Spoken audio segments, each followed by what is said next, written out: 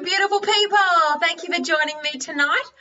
I promised that I would bring you the how to apply a beautiful base. So that's what we're going to do in these next few minutes, just to give you some tips on how to get that flawless finish with your foundation.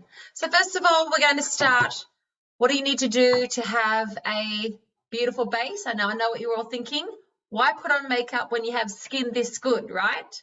So it's all about the skincare first of all, making sure that you have the best skin possible so that when you apply your foundation, it's going to go on smoothly, look like absolute flawless. And that's always start with number one, cleansing.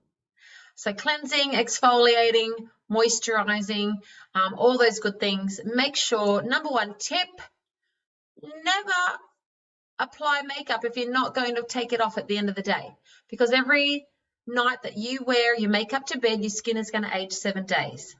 Okay, that's looking after our skin first and foremost, making sure that you're doing the basics. After that, which I've already done, applied my skincare, we're going to apply the primer. Okay, it's a crime not to prime, ladies. We never put on a makeup until we're primed first. So quickly demonstrating that for you. And it's beautiful and smooth. If you've never tried this primer, you're totally missing out because your skin just feels so smooth and soft. So it's going to fill in any creases, just like before you paint. You need to apply primer, and that is going to allow your foundation not to sit in any crevices, but also you're going to need to use less of it, okay? And it's just going to have it be flawless. So it's a beautiful way to start. Now, what do we have in terms of base? Well, we have a liquid foundation. And I love this liquid foundation because as you move it, the elevator moves up, so there's no wastage at the end, but also because it feels so light on your skin. It doesn't feel like you're wearing makeup at all. If you agree with that, if you've used this foundation, give me a thumbs up or type in yes, and also type in the color that you use. So this one tonight I'm using is golden beige. Normally I would use neutral beige, and we've been a little bit out of stock out of some of the colors, including neutral beige, but good news, it's coming in very soon. If you're not using a foundation because you don't want that full coverage and you don't want to then apply other color over the top, you might be choosing a CC cream. The beautiful thing is about a CC cream, there's only 4 colors, and so you don't have to try to fantastically color match because it's going to sit like a semi-dewy look on your skin. You don't necessarily need to use do the other color steps after doing a CC cream. It might just be a lip gloss and a mascara and brows, and off you go. So that's a really good 5 in 5 color. Maybe you like the mineral powder, and so using a mineral powder with a mineral powder brush is how you like to do a base.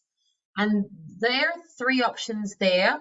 We also have the pressed powder, which I don't have next to me, so I'm not going to show you that one tonight because that's not my favorite, but we do have the pressed powder as an option as well.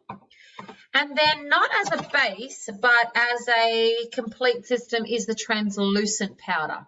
Now that's different to a mineral powder because it serves as to keep your makeup on longer, looking fresh, and so that's kind of the next step, and I'm not necessarily going to do that step tonight, otherwise we'll be here all night. The other step that I'm not going to do is concealer. Now some people like to conceal before they put on their foundation or CC cream. I actually like to put it on as the last thing I do, because then if I have any fallout from the eyeshadow and it falls down here, then I can conceal it with the concealer and finish it off that way. But I am going to show you the foundation on one side and the CC cream on the other, so you can see the difference. All right, let's go ahead and do that. Now, some people like to use a beauty blender or their fingers. I will tell you the truth. I have 4 kids. I have to be really quick when I'm doing my makeup. So I might just use my fingers like that and smooth on because I've got the foundation already on. The primer already on. Then putting the foundation is going to go on really smoothly. But if I want a better coverage, then I will use a foundation brush, and that's actually going to give me more coverage than just using fingers alone. Okay, so you could do it that way. Quite honestly, I don't use a beauty blender because I just don't. It just, more time I don't have as a mum before. I have to be super quick. Okay, we're not going to just stop at the jawline. We're going to keep going under there and right all the way to the ears. Of course, all the way to the forehead. All right, and definitely on the eyelids. And you can see that that has given me a lovely, flawless finish on one side. There you go.